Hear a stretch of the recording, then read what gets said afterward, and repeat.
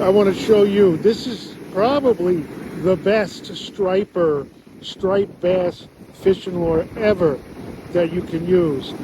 You're going to catch the most striped bass, the most striper with that there. That's the 7-inch Tsunami sand eel. I must have had about 37 bass today. My friend Marty called me on the other side of the beach. He said he had 33 bass today. All big fish, 15, 20-pound fish. That is the 7-inch Tsunami sand eel.